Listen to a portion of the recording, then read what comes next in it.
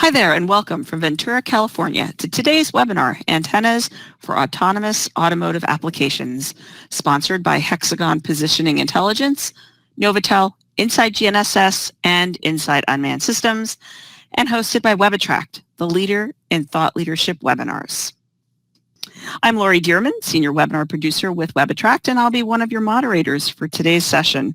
And in just a moment, we'll be introducing our panel of thought leaders, as today's webinar is about hearing from these experts as they discuss the three key concepts to know intimately in any autonomous automotive application: lane level, antenna phase center offset, and phase center variation.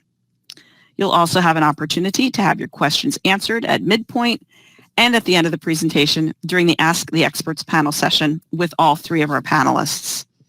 Now, we've invited you, along with over 325 professionals across 43 countries, representing a variety of industries.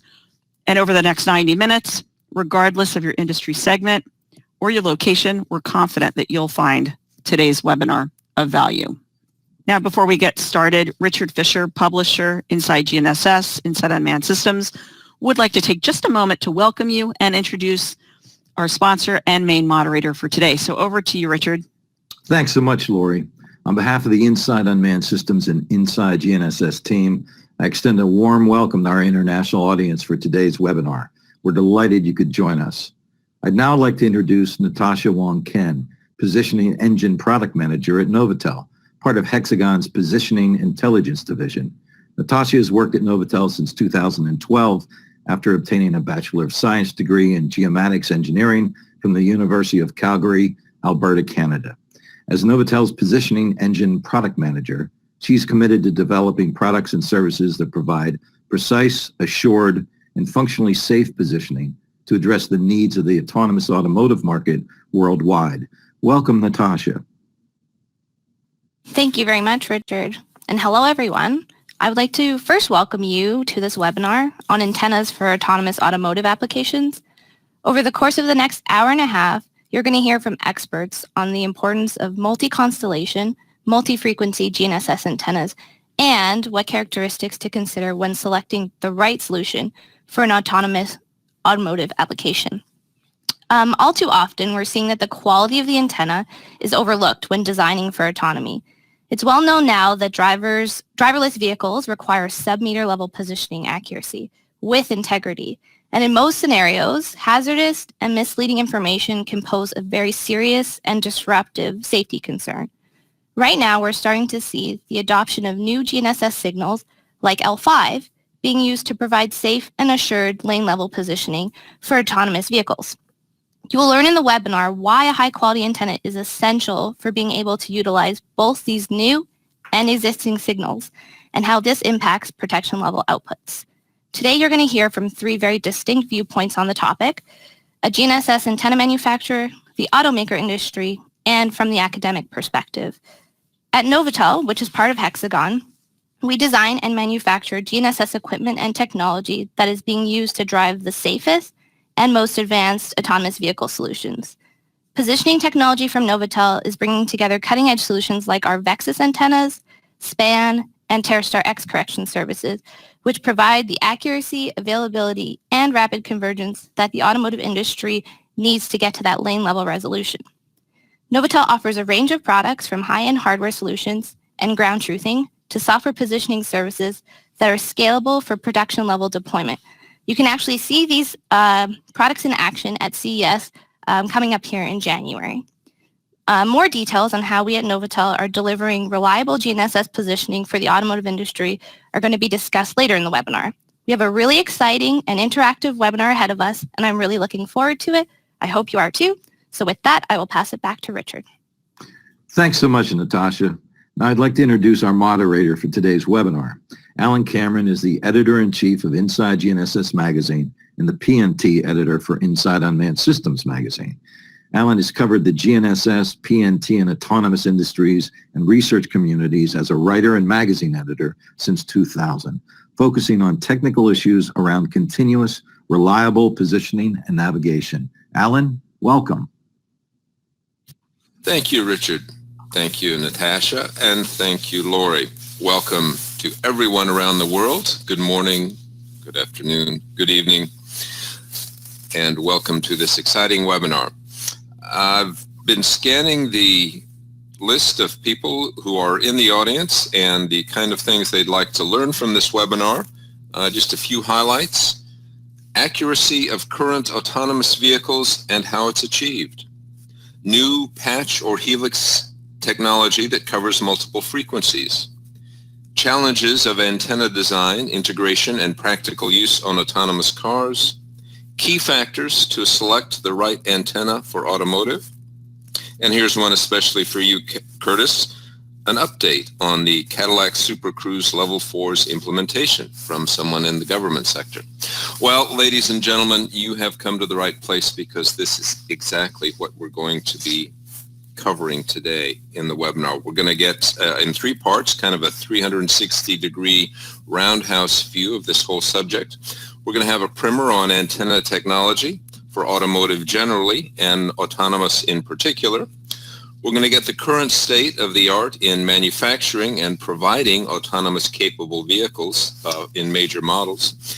And we'll take a look at some R&D results from drive tests of what's currently possible in positioning and positioning protection levels. That's equally important, also known as integrity, when the rubber actually meets the road. You see our panel here. I'll introduce them as their turns come up. Kevin Doherty from NovAtel and Hexagron Positioning Intelligence, Curtis Hay from General Motors, and Kaz Gunning from Stanford. Let's pause for our first poll question. Let's ask this question of the audience and ask them to weigh in. Absolutely. Just put up our first poll question there, and would like to hear from each of you. What type of antenna are you currently working with? And I've got 5 choices there. Single frequency, single constellation, dual frequency, single constellation, single frequency, dual constellation, dual frequency, dual constellation, or multi-frequency, multi-constellation. All right, looks like we do have a front runner there with the multi-frequency, multi-constellation, but any thoughts on these poll responses, Alan? Well, it's heartening to see that well over half of our audience is up to date with current state of the art using multi-frequency, multi-constellation antennas and the accuracy and many other benefits that come with that. Of course, all of us started out single frequency, single constellation, but we're steadily climbing the ladder. And I see that dual frequency, dual constellation is the second or tied for second most common, and that would typically be GPS and GLONASS using 2 frequencies. But it's a good spread, and it's good to see that the bulk of our audience is moving with the state of the art. Let's proceed with Kevin Doherty, Team Lead, Technical Sales for NovAtel and Hexagon Positioning Intelligence. With the company since 2013, he maintains close contact with Applications Engineering Subdivision, where he previously worked as Automotive and Safety Critical Systems Team Lead. He has a deep knowledge of the span, ground truth, reference systems, and autonomous driving, including the use of correction services, sensor fusion, and positioning for absolute vehicle localization. He has extensive experience and international travel assisting customers in vehicle-to-vehicle, vehicle-to-infrastructure, and advanced driver assistance systems applications. He holds a bachelor's degree in geomatics engineering from the University of Calgary with a technology stream focus in navigation, GIS, photogrammetry, and programming. Kevin, please take it away. Thanks, Alan, and also thank you to Curtis and to Kaz for being with us here today. I'm excited to share my thoughts on antennas for these applications and hopefully maybe address some of the questions that may be out there. In order to better understand the topic of this webinar, I feel it's important to first discuss the traditional applications of GNSS in the automotive world. This is, of course, for navigation. Whether it's the in-dash infotainment system or a third-party unit, these devices are intended to guide the driver from point A to point B. As long as they correctly identify the key landmarks, such as when to turn or enter or exit the roadway, they're generally successful. They don't have a need for high precision because the onus for the actual vehicle operation has always lied in the driver. These applications use simple algorithms based on pseudo-range measurements and don't incorporate any correction service. The receiver chipset hardware that's used has always been single frequency as well, using usually just GPS or in some cases GPS and GLONASS. But one important detail that has always persisted is that these components are built to strict automotive manufacturing standards that are generally dictated by the intended vehicle lifespan and the operating environment they have to adhere to. Now, how does that directly pertain to antennas? Well, like the receiver chipsets, the antennas deployed in automotive are single frequency only, supporting L1. And they may be single or dual constellation, comprising generally of GPS, or in some cases GPS and GLONASS. Tracking and performance are not key metrics that have been considered. The high priority items have traditionally been maintaining minimal cost and ensuring the smallest footprint possible. Because performance is generally not a decision point, these antennas are often integrated into a multi-radio assembly. The most common of these assemblies, which we're all likely familiar with, either from our own cars or the ones we see driving into work every day, is that shark fin. Designs like this are popular because they are size and cost efficient and generally aesthetically appealing to the end consumer, who's the person who ends up purchasing the vehicle. So that begs the question, why are we here today?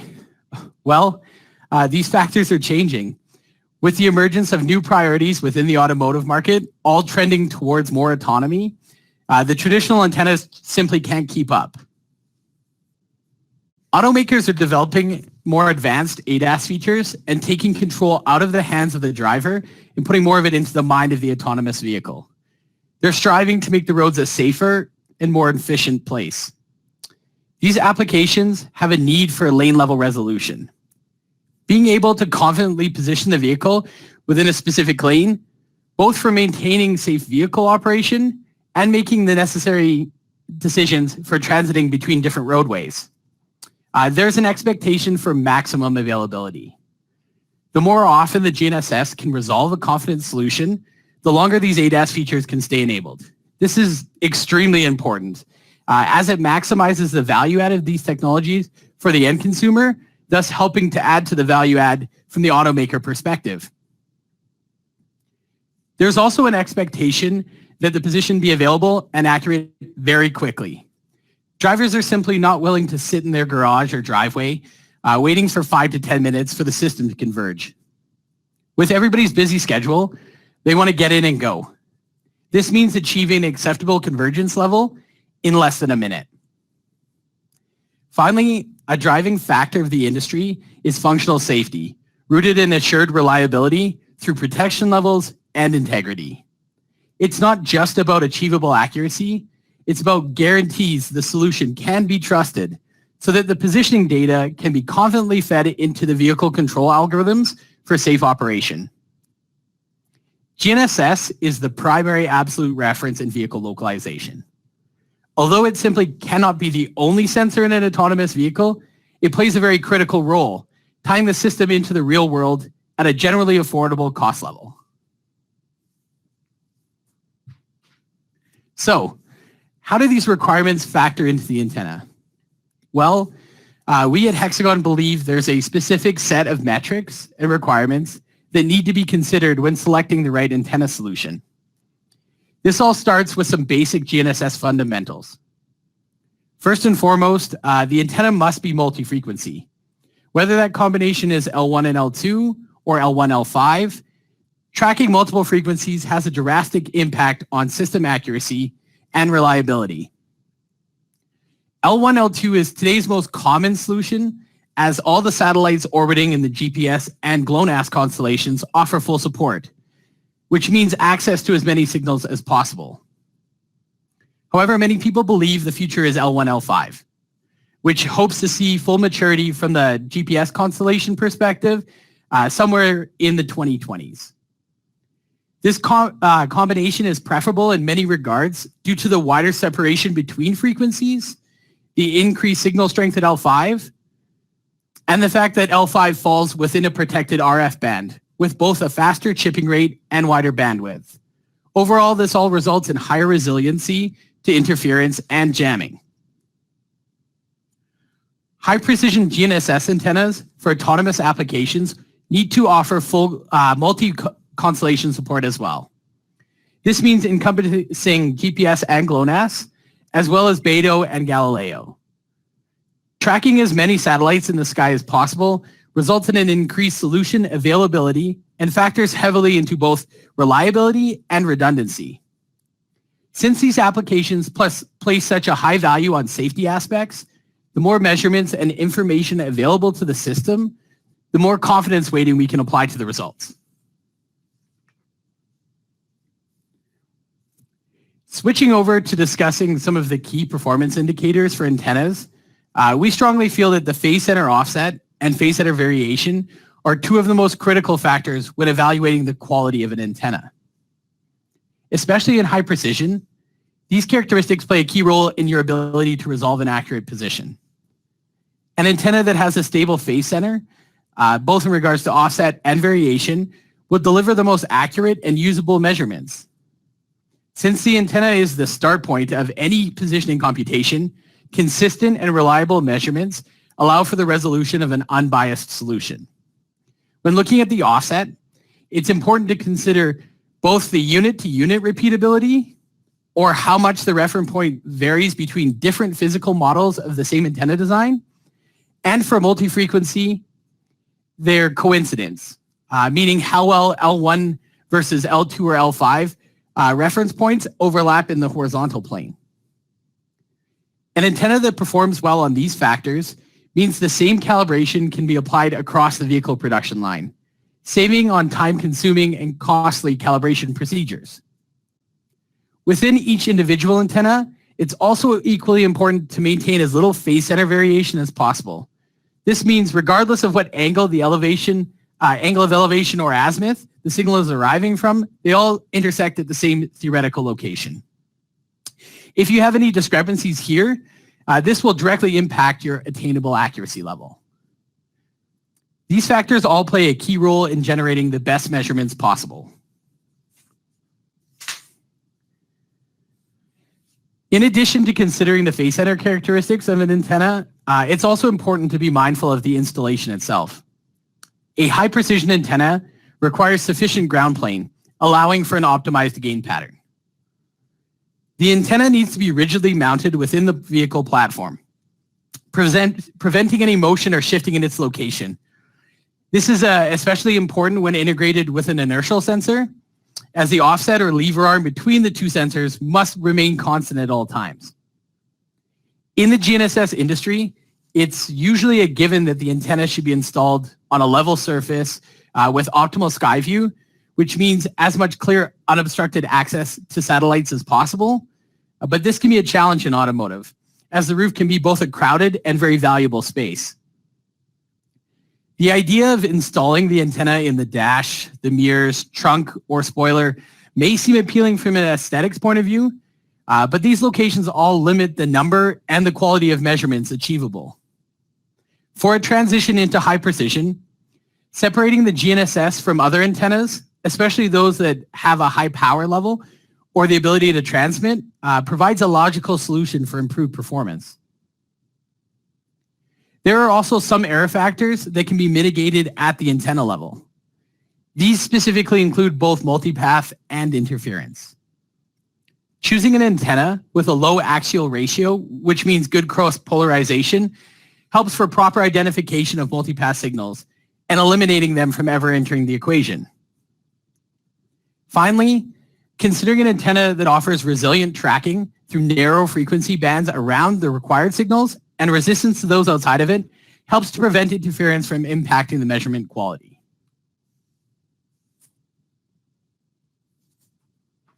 Just like most components, it's always important to consider the overall quality of an antenna. As the fundamental start point of the positioning system, antenna performance plays the critical role of defining measurements that feed into the overall solution. Tying this back to one of my first slides, there's now a new set of specifications that the automotive industry needs to consider when selecting an antenna for production vehicles. These now include the frequency response, or how well the antenna responds to signals it intends to track versus rejecting those it doesn't. Also the antenna, the gain roll-off, or how well signals can be tracked at different elevation angles, especially closer to the horizon. Also, as I mentioned on the previous slide, the axial ratio, which impacts the multipath performance, and also those important phase center characteristics discussed earlier. Choosing the right antenna that encompasses these factors, combined with proper location and mounting, yields the best possible measurements. As can be seen on the plots on the right, an antenna that's designed for high precision automotive applications produces a consistent gain pattern for all satellites across the sky, minimizing variability and helping to maintain tracking. In the case of traditional antennas, major inconsistency in the pattern would result in an inability to maintain lock while changing direction. And we've actually seen this in some of our testing of traditional antennas, where a number of observations just dropped off while we were driving around the traffic circle that's in front of our building. You just simply don't expect to see this kind of behavior when you're dealing with a high precision antenna for these applications. Now, I don't think the topic would be complete without discussing some aspects of the commercialization. The first step is really understanding the current technology and its limitations. The two most commonly discussed approaches right now are ceramic patches and helical antennas. Ceramics offer a low profile, which is ideal for in-roof or shallow radome integration. They're easier and more cost-effective to manufacture versus traditional GNSS antennas. And when designed with a good quality quad-feed patch network, they can cover multiple frequencies, offer a robust solution in a relatively small element. Helical antennas offer a different solution, and they're also very popular in the UAV market. They tend to have the lowest cost to produce and more simple manufacturing process. They occupy a smaller footprint than a ceramic, but at the cost of a higher profile, meaning they'll stick out or protrude more from the roof of the vehicle. When considering that tens of millions of vehicles are produced each year, it's always important to consider the overall component feasibility. As I mentioned before, there's a significant size constraint placed on the antenna, pressured by a growing number of technology that also needs to occupy the roof.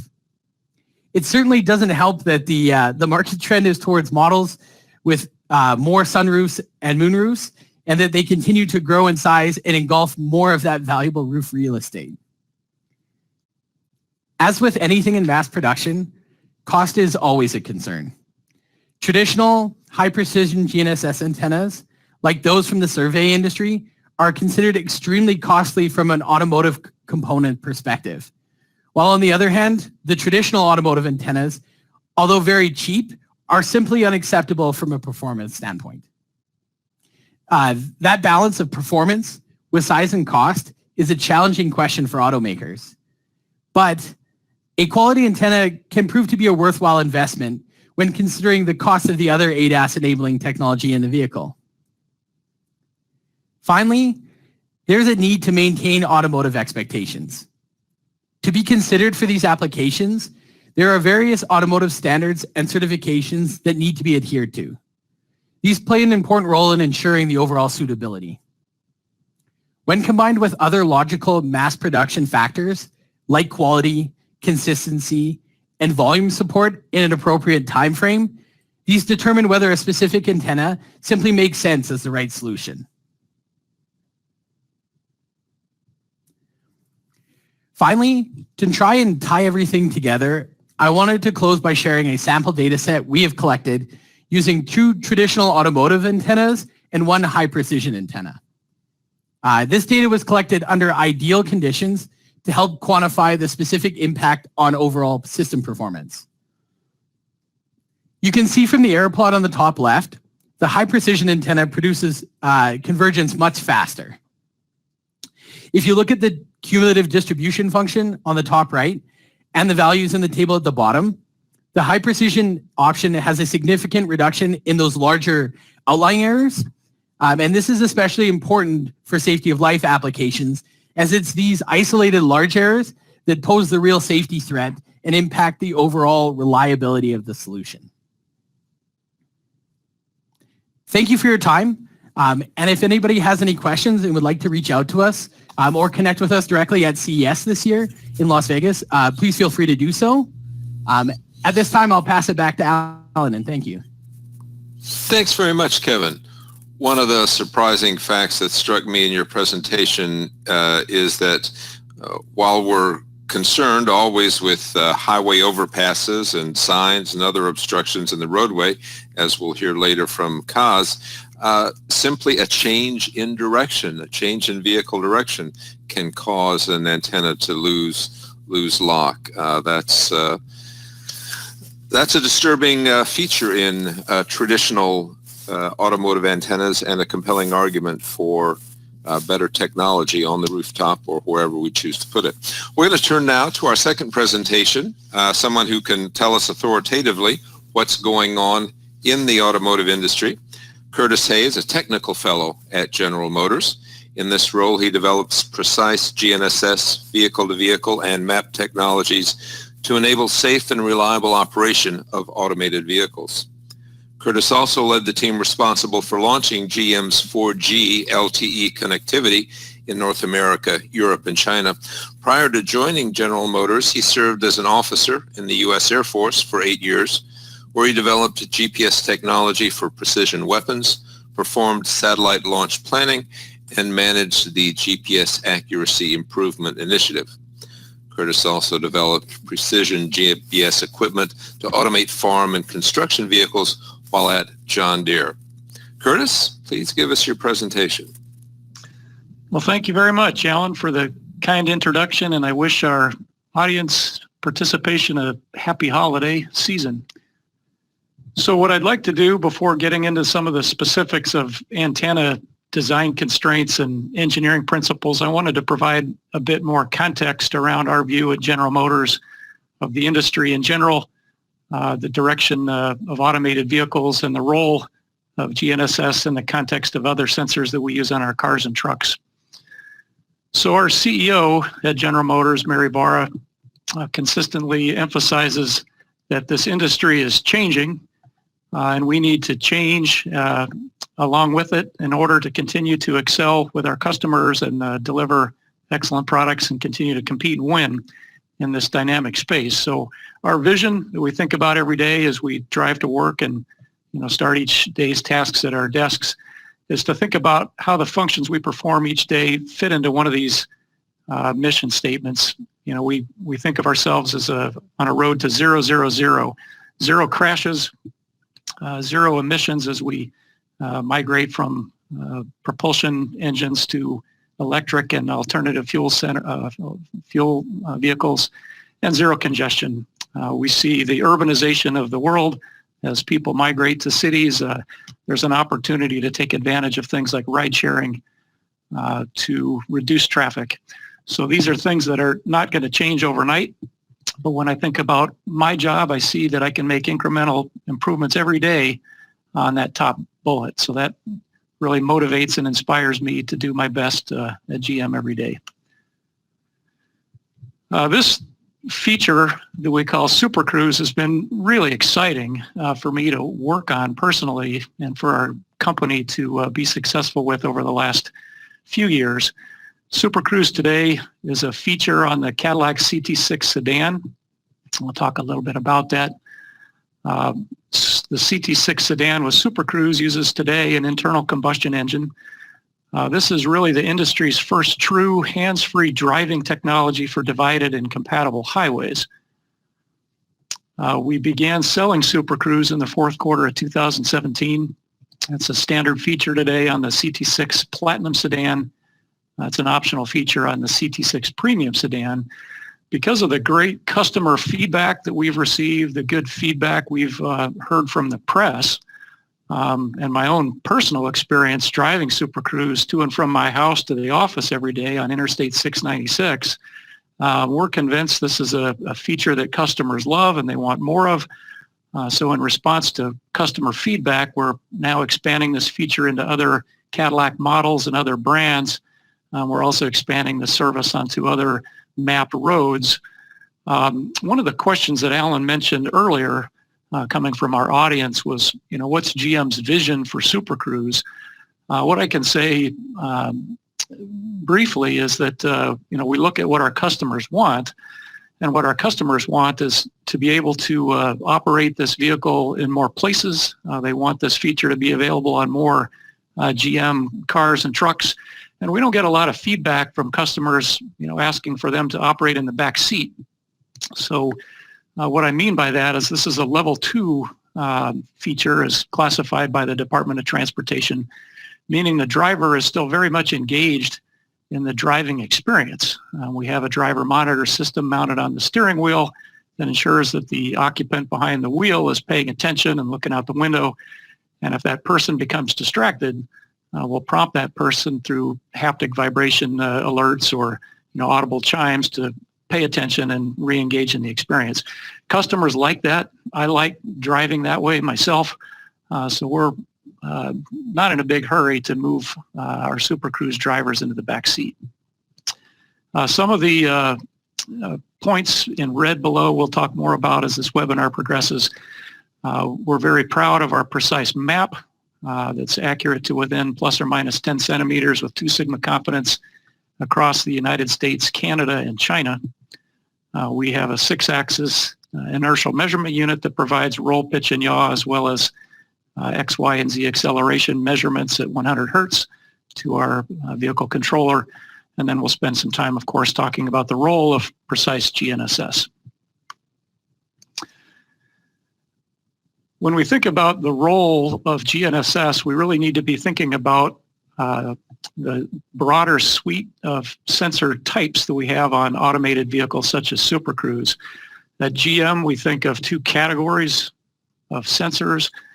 The first 3 rows describe perception sensors, and then we think of a separate class of sensors that can express vehicle location in an absolute sense relative to latitude and longitude and elevation across planet Earth. So if we look at the first group, radar, LiDAR, camera, there are pros and cons with each of these sensor types. Generally, radar and cameras are low cost, good ranging accuracy, good object detection. A disadvantage of radar is it doesn't detect road markings very well. Cameras and LiDAR can suffer in areas that don't have a lot of easily recognizable features. LiDAR, at least now, is still pretty high cost, and the cost is associated both with the sensor as well as the processing of a large LiDAR point cloud. If we contrast those sensor types against absolute localization sensors, and we consider the high definition map to be a type of sensor, motion sensors, gyro, accelerometer, wheel ticks, transmission gear, and GNSS, one of the key differences between the 2 types of sensors is the bottom 3, again, express vehicle location in an absolute sense. And that becomes very important when we want to align the GNSS coordinates within our control system with a map. Since the map is expressed in World Geodetic System or WGS 84 coordinates, we need our output from the GNSS system to be comparable. GNSS is low cost, global availability. It's a common reference between vehicles, but we tend to suffer in urban areas and tunnels, and I'll talk a bit more about that as we progress. I believe we wanted to take a break at this point. Yes, we're going to stop here briefly and field a few questions from the audience. First one comes in for Kevin. Kevin, you talked about the ground plane and the roof location of the antenna. What's an acceptable size for an automotive antenna? Thanks, Alan. That's a really good question. It really depends on the vehicle platform and whether the requirements for potentially dual or triple frequency. But in order to support multiple frequencies, the element must be larger than the traditional L1 only solutions. Although companies like us here at Hexagon are working to reduce the size with innovative technology, it seems likely the element will remain kind of in that 2 to 5 by 2 to 5 centimeter square range. But what I'd really like to know is the automaker perspective. So if Curtis doesn't mind weighing in on that question too, if he could give us some insight, that'd be great. Okay, and this, Alan, was the appropriate dimensions for a ground plane? That's correct. Oh, well, for the antenna within the Okay. ground, yes. Okay, well, we think of the roof of a vehicle as part of the antenna. So we like to take advantage of the sheet metal below the bottom of the antenna assembly as a contributing element in our overall antenna design. So we want that ground plane to be as large as possible, and we have to deal with things like sunroofs and ski racks and things like that on the roof. But generally, a larger ground plane is good. I've got a slide that talks about styling and wind noise and packaging dimensions and so forth. So I think I'll reserve further comment until I get to my slide. But we'd like to stay approximately the same dimensions that you see on the road today. We don't want to grow the antenna dimensions as we take advantage of additional frequencies and additional constellations beyond what you see on the roads today. All right. Well, taking into account that you like to use the extent of the roof as part of your antenna equation, so to speak, that calls for fairly tight cooperation between the antenna manufacturer and the vehicle manufacturer. Another question for you, Curtis. When can we expect to see dual frequency, multi-constellation GNSS antennas in high volume automotive production? Yeah, great question. So that I would say soon, very soon, all of the GNSS device manufacturers, pick your favorite GNSS device maker, all of those companies now are developing dual band multi-constellation chips for the automated vehicle industry. Antenna manufacturers now are, keeping up and, realizing that low-cost, high-quality, high-performance automotive antennas need to be there for the market to take advantage of. So, I can say that prototype dual-band multi-constellation antennas for the auto industry are already being tested, and it's just a matter of time before we start to see those now on highways across the U.S., Canada, and China. All right. Thanks, Curtis. We're going to resume now with our poll first. Absolutely. Folks coming up on your screen, second poll. We're interested to hear from you. The most important aspect of positioning information in automotive application for me or my application is accuracy sufficient for the route mapping navigation, lane level accuracy, position integrity, position continuity, fast convergence. All right, looks like we've got 16% saying accuracy sufficient for route mapping navigation, 22% lane level accuracy, 44% position integrity, 10% position continuity, and 7% fast convergence. Alan, any thoughts here? Well, we can see that the clear winner is position integrity, and as many presentations, including ours today, are stressing, it's often more important to know how good your information is, how good it is, or how true it is, over the actual accuracy of the information, particularly in safety critical applications such as autonomous driving. You need to be able to rely on the information. Lane level accuracy, of course, is our kind of driving requirement for being able to do automotive or autonomous applications, and the others follow in short order. Let's return to Curtis's presentation and take it away, Curtis. Okay, we left off talking about the differences between relative localization and absolute localization. So I wanted to explain that difference in more detail. So when we think about GNSS or a map or an inertial measurement unit output, typically those devices, well, always those devices, report location in the context of latitude, longitude, elevation, and heading. Why is that important? We can use that information to identify which lane we're in. If we've got a good map of the highway geometry, we can complement LiDAR, camera, and radar sensors very well with redundancy. And we can also take advantage of precise GNSS in an absolute sense as an enabler for high definition map crowdsourcing. What I mean by that is a map needs to be created in order to be used. There are a couple of general ways to do that. One would be to operate a small fleet of vehicles with LiDAR and RTK to map road attributes across the continent.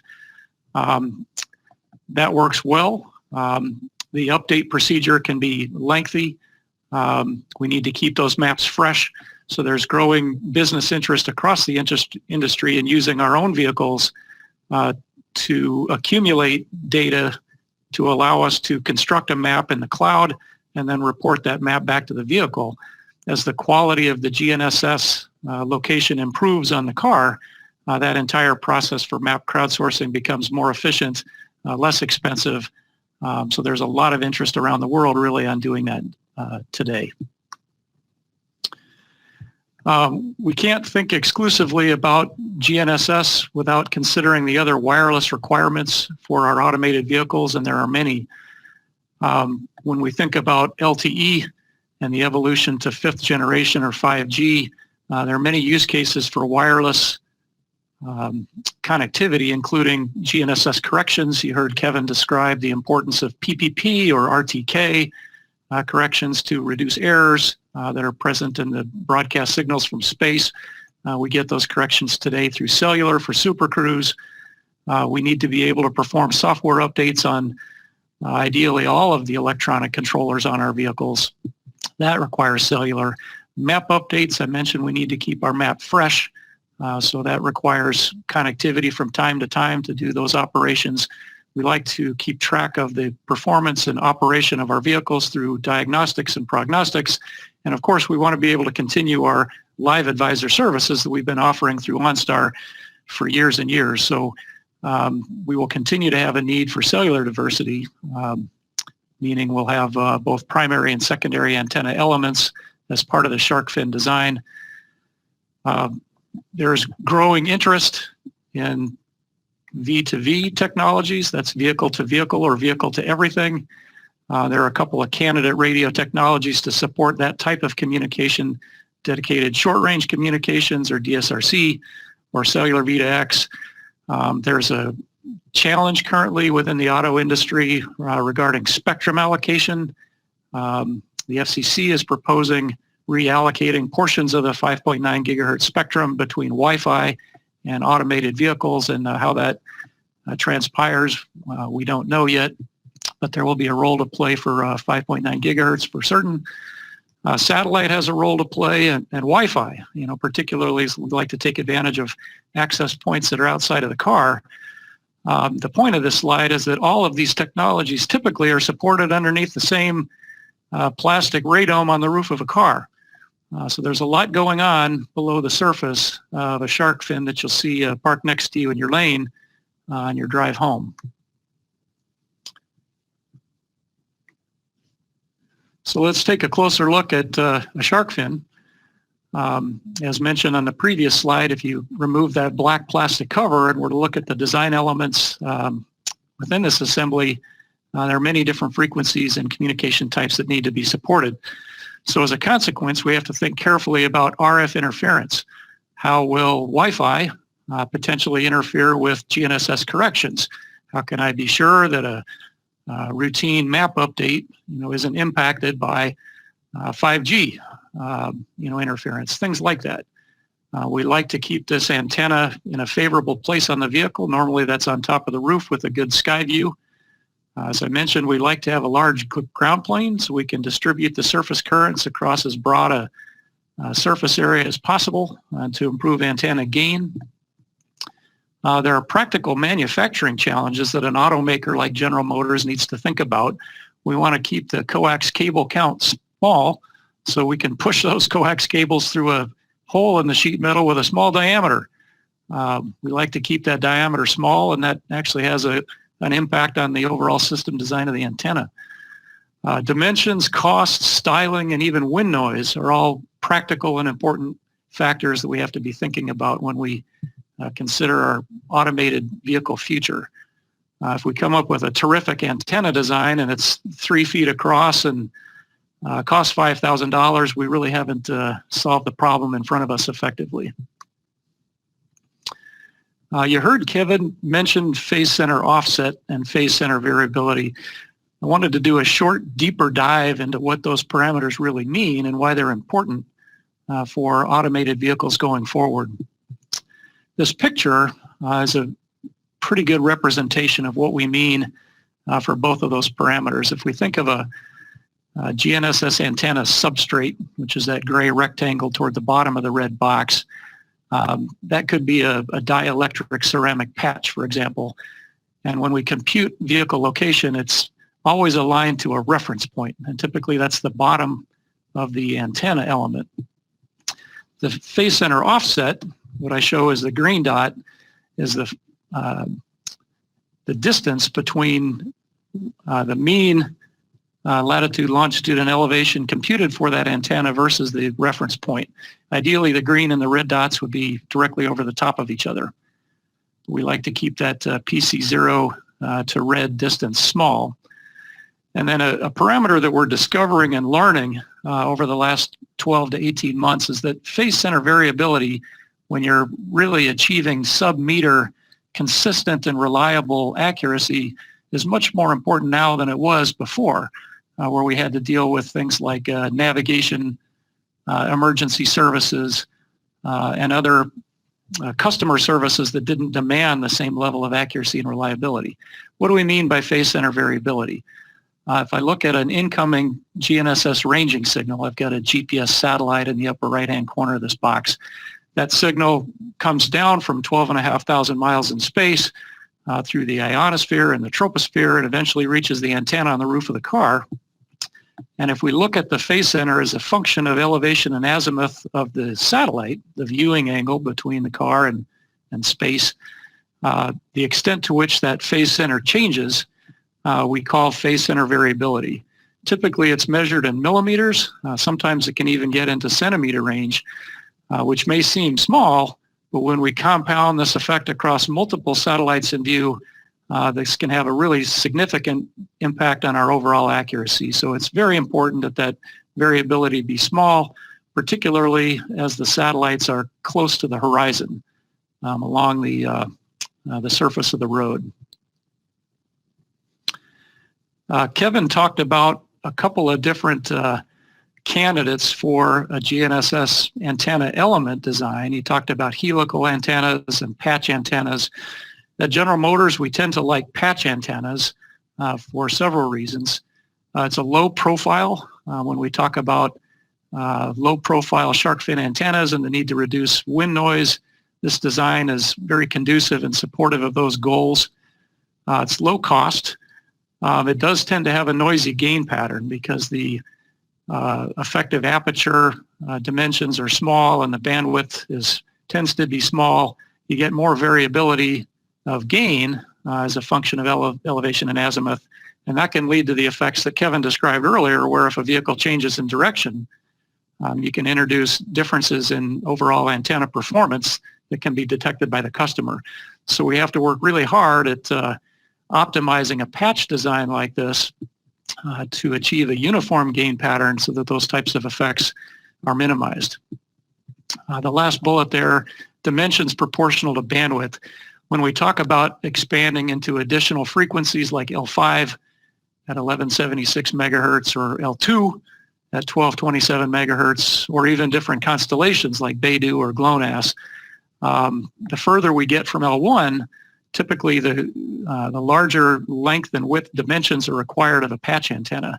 And we can't grow those dimensions indefinitely. We have to keep our packaging size equivalent to what we have today. So some very thoughtful and careful RF engineering goes into achieving those goals. My last slide is a look ahead. into what we may anticipate in future years. As most of the folks in our audience, I'm sure, understand, GNSS signals are very weak. GPS, the incident signal strength at an antenna on the roof of the car, is about a minus 130 dBm. That's a millionth of a billionth of a watt.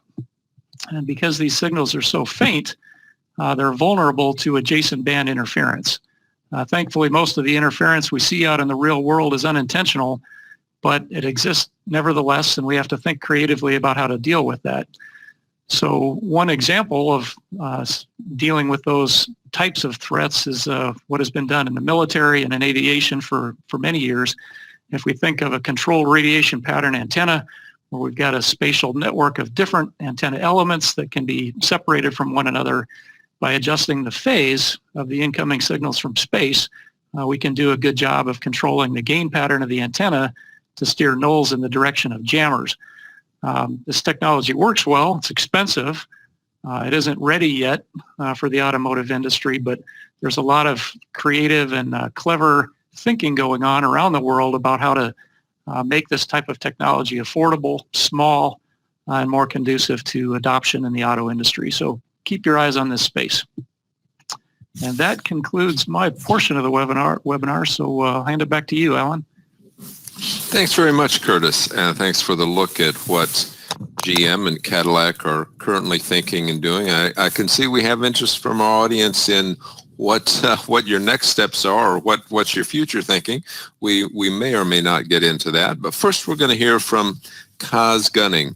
Kaz is a PhD candidate in the GPS Research Laboratory of the Department of Aeronautics and Astronautics at Stanford University. Prior to joining the lab in 2015, he worked for Booz Allen Hamilton in the GPS Systems Engineering and Integration Group, doing modeling and simulation of the next generation GPS control segment and software-defined receiver work, looking at the GPS 3 waveform. He has a bachelor's and master's degree from Stanford, and he presented a paper on his recent research, from which his presentation is drawn, presented at the InsideGNSS Plus 2019 conference, Integrity for Tightly Coupled PPP and IMU, leading to improved solutions and protection level continuity. Kaz, the floor is all prepared for you. Take it away. Great. Thank you for the introduction. So as Alan mentioned, this is going to be based a little bit on the research that I've been working on. So our general research goal is to produce lane level, or basically as tight a bounds as possible on our position error of our navigation solution. So given a navigation solution, we want to compute some error bounds on that such that we can reliably use these. And the method that we're using to do this is to use GNSS, in this case PPP, or precise point positioning, and a tightly coupled IMU, and use those with integrity techniques from the aviation world. And then in this talk, I'm really going to be exploring some illustrative examples of how the antenna impacts this effort. But before I get into that, a little bit about the integrity algorithm itself. So we're using something called solution separation. And as a little cartoon here, we have 5 PRNs, each one providing a measurement to our receiver. And then given those 5 measurements, we can produce a position solution and an associated covariance. So you might think, oh, I want to bound my error on my position solution, and the covariance gives us some uncertainty on that. So what you can do, you think, is just take your 1 sigma value from your covariance, inflate that by some amount, and you say, oh, that's a pretty good protection level. And it's pretty good. But what it really does is it assumes that we can follow a nominal model here. And what I mean by that is that no faults are present. And what I mean by a fault is some bad measurement, some negative impact on our measurements. So this could be a large clock or ephemeris error. So this could be from the broadcast data over the air, over that navigation message. So this could be a bad upload or a clock runoff on the satellite. Or it could be something, as is more likely the case for automotive applications with precise clock and orbit corrections. It could be large multipath. So this is just a large error that's really unexpected. So for solution separation, what we do is we produce fault-tolerant subsets. And what that means is that we're actually literally going to take subsets of our measurements and produce new navigation solutions that are tolerant to a set of, and where each subset is tolerant to a fault or a set of faults. So for example, we'll exclude PRN1. This will be our first subset, and going back a little bit, this is what we're calling our all-in view. So this is our best estimate of our navigation solution, of our true position. It uses all of our measurements.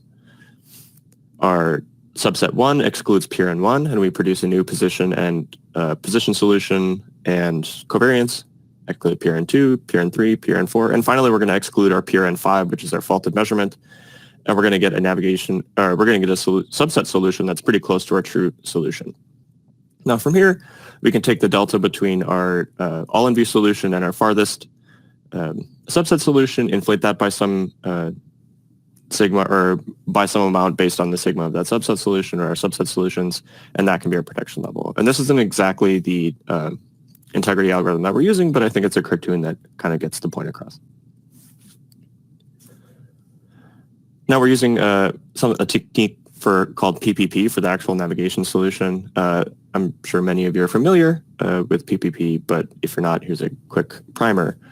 So what it does is replaces the broadcast navigation data with external precise orbit and clock corrections. So this could be provided over the air from another service, over IP, so over the internet. And then from there, what we're going to use is a Kalman filter, some kind of sequential filter to estimate our carrier phase ambiguities. So here we're just going to estimate them in a float sense. We're not going to actually solve for the integers, but we'll also estimate other parameters of our navigation solution, so our tropospheric delay and some other parameters that I'll get into later.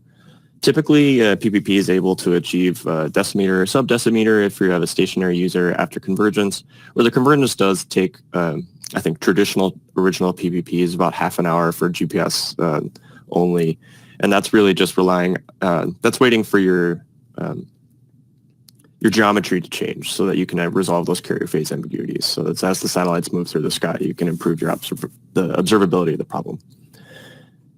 The nice thing about PPP is that this is a globally available technique. Basically, if you have those orbit and clock corrections, anytime you can see the GNSS measurements, you can use this. Now, one thing that is a little bit challenging for using PPP with solution separation is that you do require one EKF, so it's extended Kalman filter, per subset solution for our integrity algorithm. And that looks like this. So each of these dots is a different measurement. So on the y-axis, we have different PRNs. On the x-axis, we have different PRN, or the time. So this is 7 time steps.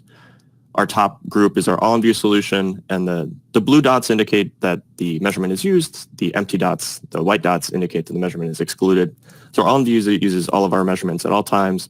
Subset 1 excludes PRN1 at all times, and subset 5 excludes PRN5 at all times. So again, we're running multiple Kalman filters in parallel.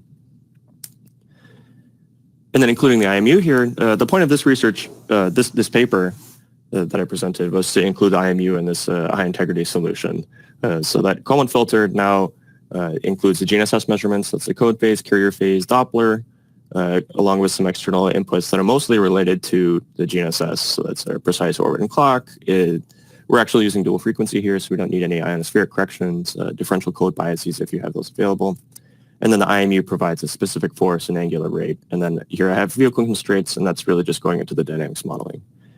And then the output of all of our filters is going to be a bunch of states. So we have our position, velocity, clock bias, clock drift, tropospheric state, ambiguities, multipath, attitude, accelerometer bias, gyroscopic bias. So a lot of things coming out of this. And getting a little bit more into the weeds now of why the antenna can be important, I'm going to take this time to actually look a little bit more closely at a model of our single frequency code phase measurement. So here we have our pseudo range measurement from a specific satellite to our receiver, and just going through these. Oh, that should be moved over a little bit. That's the satellite position. That should go over X sub S. I'm just going to go through and list what all these are. We have our receiver position. The hat indicates that that's an estimated parameter. Receiver clock, satellite clock. This is an estimated tropospheric delay term. It's a delta T, so it's only a minor offset to a bulk modeled tropospheric delay. A differential code bias, you'll see here that's actually estimated for the implementation that I have. Ionosphere, this is we're using dual frequency, so it's really nice that we can essentially ignore the ionospheric effects. I think that's a very important part of your antenna selection, is that the ionosphere is, if you don't have local corrections, then it can be very tough to eliminate if you want high precision. Our multipath term, you'll see that that is estimated. And then here we have other modeled effects. So when I think of PPP, I kind of like to think of it as modeling as much as you can as far as your ranging errors, and then estimating the rest. So these other modeled effects include relativistic effects, the Earth solid tides, satellite antenna phase center offset, so the offset between the physical center of the satellite and actually where the electronic phase center of the antenna, and then a model tropospheric delay based on time of day, time of year, and then latitude and longitude. And then ultimately, what's left over is our unmodeled errors. And our ultimate goal for this integrity technique is to have that unmodeled error be zero mean, Gaussian, and uncorrelated over time, so that our covariance actually matches our actual error. So in this case, you'll see that our estimated term, or one of our estimated terms, is our multipath. So our multipath modeling is going to be heavily dependent on the multipath rejection capabilities of the antenna. So if we have low multipath rejection, that's our little cartoon plot on the left, we might have greater multipath error and higher dynamics of our multipath error over time than our antenna with strong multipath rejection. So because we're doing a sequential filter, we kind of treat this, we have to consider the multipath dynamics essentially. And the more dynamics we have, the more process noise we have to add into it, and the less we can actually rely on those measurements. Even if you're not doing something like this, where you require, where you're tracking the multipath error state, essentially, it is really important to mitigate those multipath effects, just so you can brown the errors, even from a snapshot solution technique. And how the antenna impacts that is through the axial ratio. So the axial ratio of the antenna, which can vary with elevation angle, is going to define how circularly polarized the antenna is. So the lower the ratio, the better you are. The more circularly polarized you are, and the better rejection of the reflected signals, where the nominal signals coming off the satellite are going to be right-hand circularly polarized, but as they are reflected off of buildings or signs or what have you, we're going to introduce a lot more left-hand circularly polarized energy, and then a good axial ratio is going to keep that bad energy from getting into your receiver. In our test setup, we're going to get into some results pretty soon. So we have dual frequency, dual constellation. So this is GPS and GLONASS dual frequency at 1 hertz, providing code, carrier, and Doppler measurements. We're going to use a tactical grade IMU at 100 hertz. And we're going to have 2 scenarios, a suburban and a highway scenario. And if you're interested in kind of the details, this is not like a live run. This is all post-processed in MATLAB. And then the precise orbit and clock corrections come from the IGS, International GNSS Service, MGEX. That's multi-GNSS experiment. A little interjection before I actually get to the results about the phase center offset and variation. I think this has been covered pretty nicely in the previous 2 talks, so I appreciate them for that. The phase center offset being the position delta between the antenna reference point, so a physical location on the antenna, versus the electrical phase center location. And this doesn't necessarily have to be the same offset for each frequency. You'll often see a different phase center offset but for L1 and L2. And this is really important, especially if you have an IMU involved in your navigation solution, I think because of that lever arm offset. So this is the position delta between your IMU and your antenna phase center of your GNSS antenna. Even for small variations in those, you can introduce pretty big errors. So that phase center offset, it's really important to keep this stable from unit to unit, so that you don't have to calibrate this essentially for each antenna. The phase center variation is essentially the movement of that the phase center with respect to different elevation azimuth angles of that incoming signal.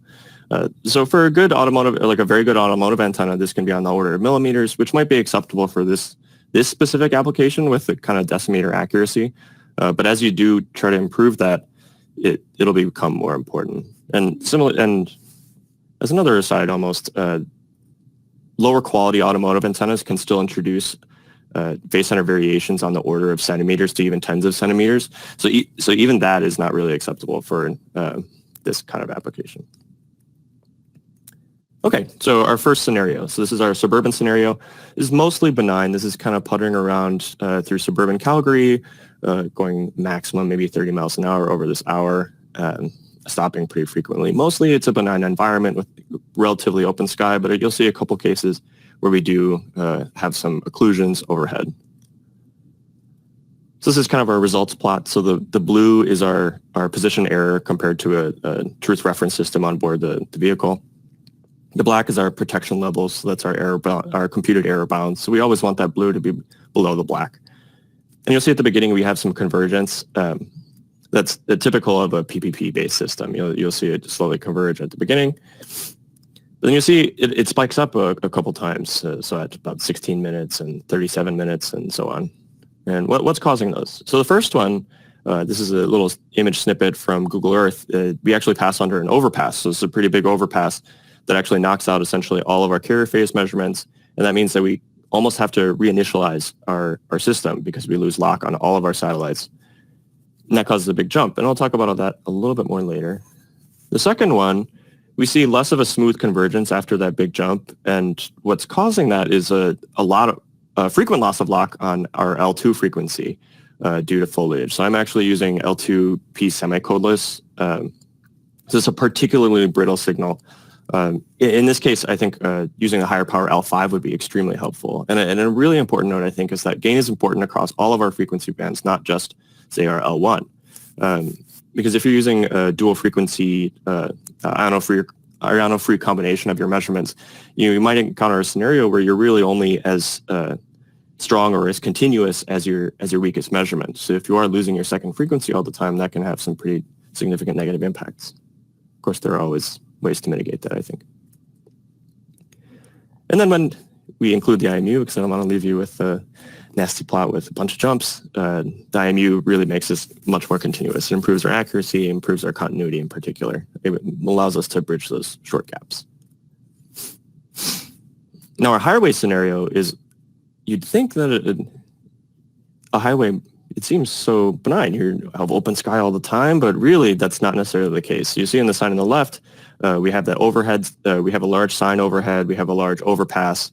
So in this 100 kilometers travel in an hour, you'll see many jumps in our protection levels shown here.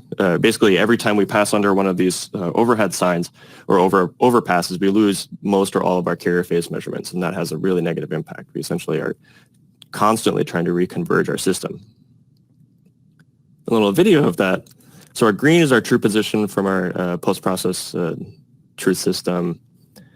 Red is our estimated position. This is a GNSS only solution. And then our blue is our protection level. So this is fairly large. Each of the gray lines is a different line of sight to a satellite. And we're going to pass under an overpass, and you'll see we actually lose a lot of our measurements simultaneously. We keep a couple of them through or underneath the overpass. I think they lose lock at a slightly different time. Same thing when we pass under this large overhead sign. We lose some, but not all of our measurements. So I think one thing that you can highlight here that's important about the antenna is that our low elevation satellites are still actually really important here. So especially if you have these overhead occlusions, you want to maintain geometry. You want to maintain continuity of our measurements. So our gain roll-off of our antennas, this is our ability that influences our ability to track those low elevation satellites, is really important. And then multi-constellation is also important here, I think, just to improve geometry. You want as many satellites as possible.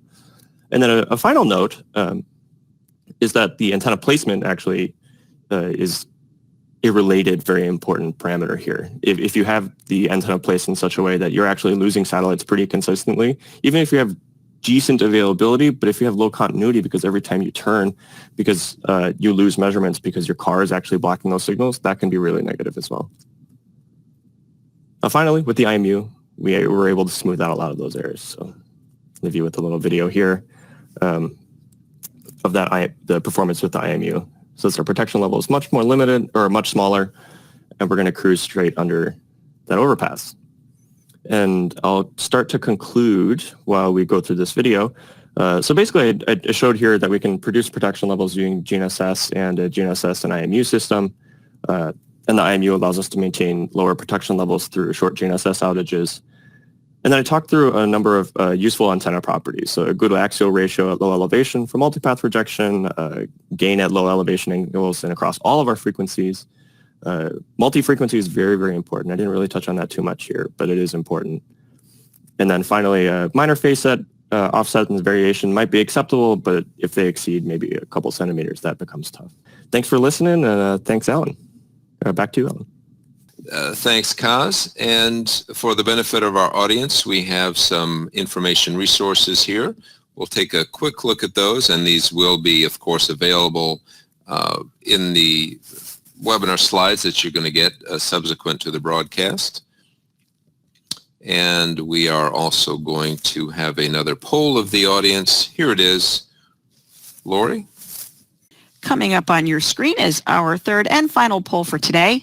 Question is, what is your preferred localization solution for autonomous vehicle applications? Go ahead and select just one. GNSS plus INS, GNSS plus RTK, GNSS plus PPP, or GNSS plus MAPS.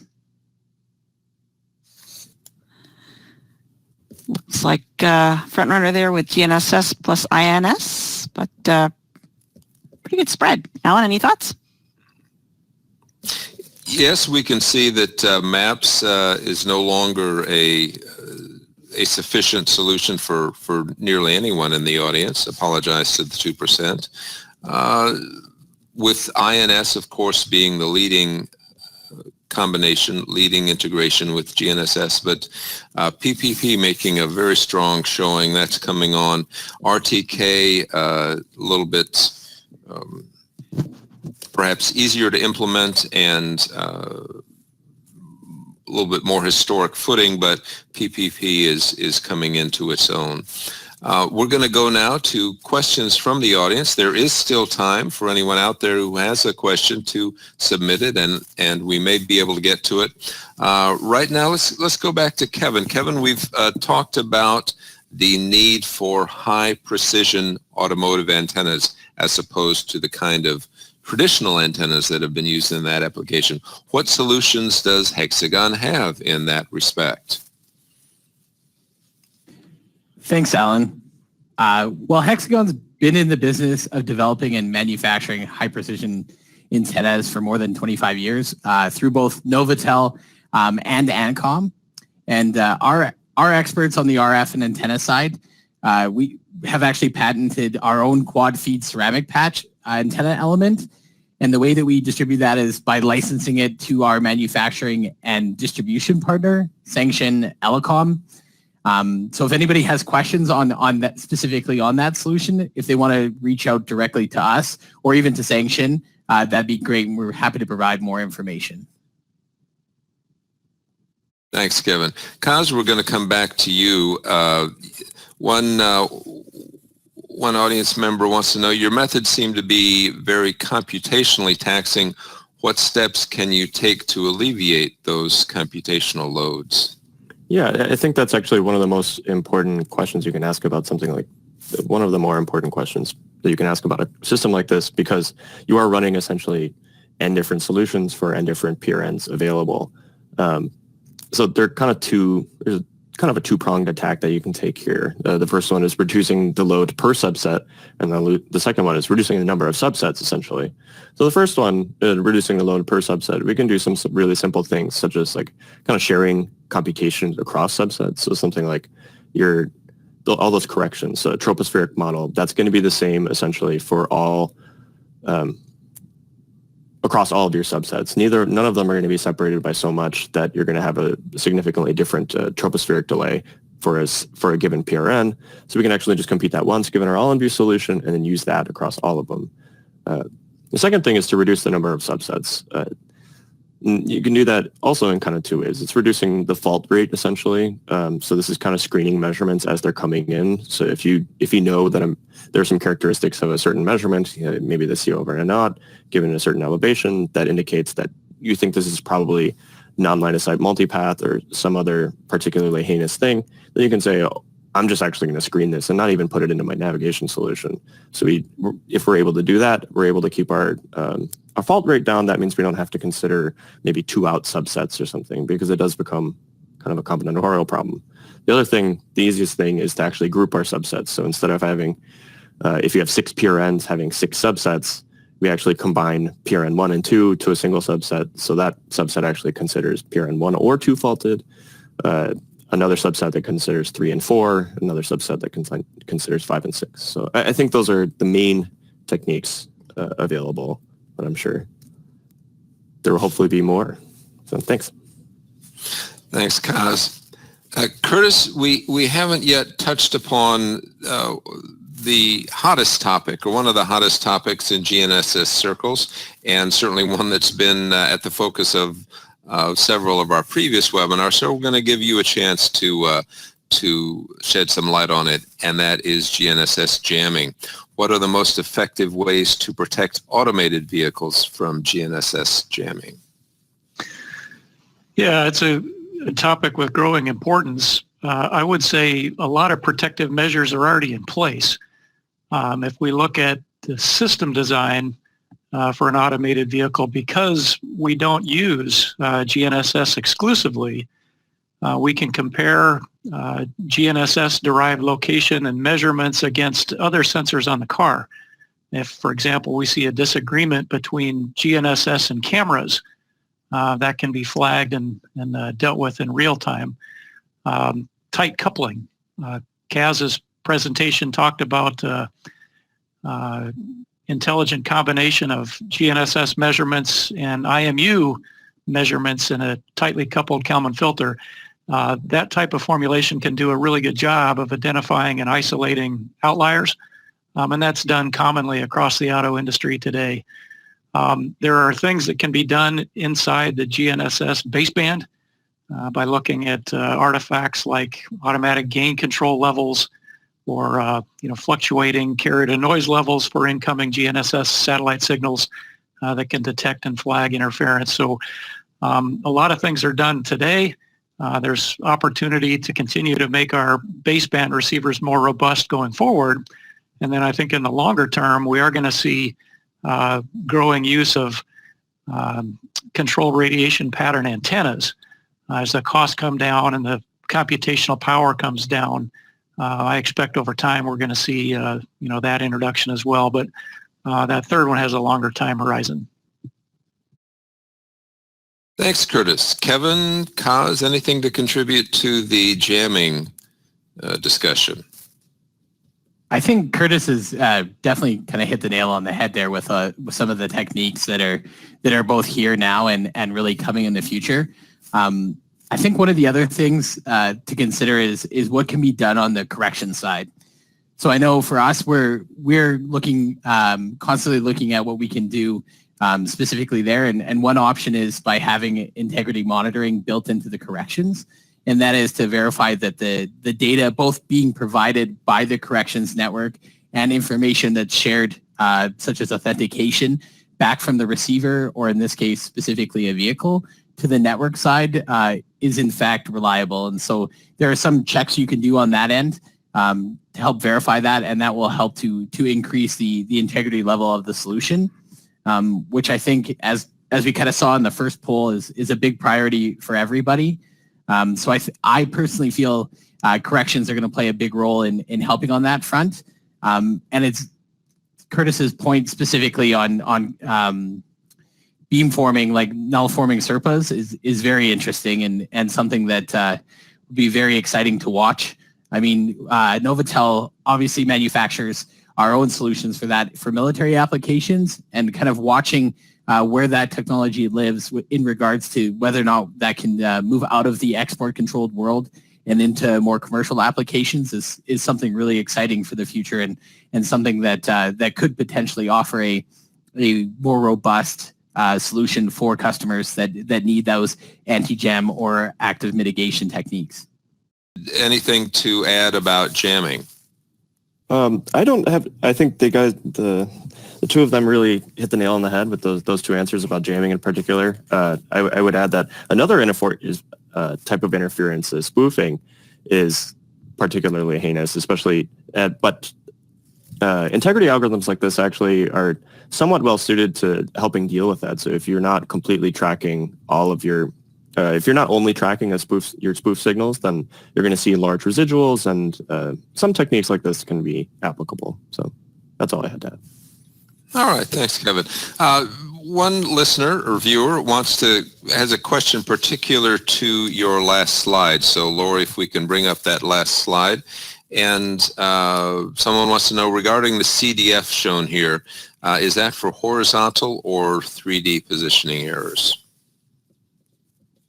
That's a great question for clarification. So everything that I've kind of shown here is horizontal errors, and I should have clarified that in the presentation itself. And the reason why we kind of do that is generally this is the starting point metric that everybody's most concerned with. It's not necessarily that the vertical aspect or encompassing the full 3D error isn't important.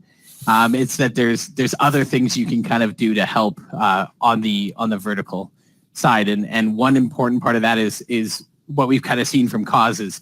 When you integrate the inertial GNSS with inertial, that helps a lot. And the reason why is because when you have an inertial sensor, you're always observing gravity, and you can use that as a reference vector. And since you have what should be a consistent gravity measurement, you can use that to kind of offset the system with respect to elevation.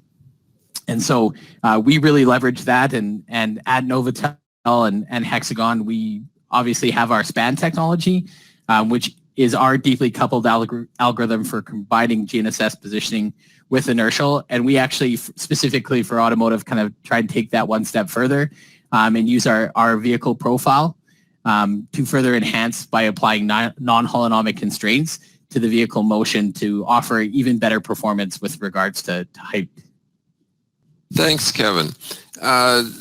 In our last question but one, the role of corrections came up again, and we have one listener who wants to know specifically, what is the role of SBOS, satellite-based augmentation systems, and perhaps in particular WAS, the Wide Area Augmentation System for U.S. highways? What's the role of SBOS in the future of autonomous vehicles? Kevin, I know that NovAtel operates a commercial service. What can you tell us about how you plan to incorporate this in some of your solutions? Yeah, so really a lot of our commercial technology, of course, offers support for various SBAS systems, and they do help to kind of increase the accuracy by removing some of the error sources. But our opinion is really that although they're helpful, it's not quite sufficient enough to get you to the level required to have reliable lane level positioning. So integration of additional corrections is essential, and really our approach from this perspective is PPP.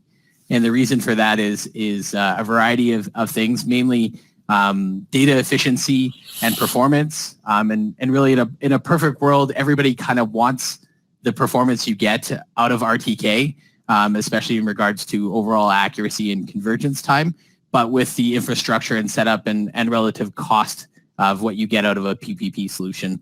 So we've really worked to develop our correction services, specifically TerraStar X, in order to kind of meet the needs of customers specifically for those scenarios where SBAS just isn't quite good enough.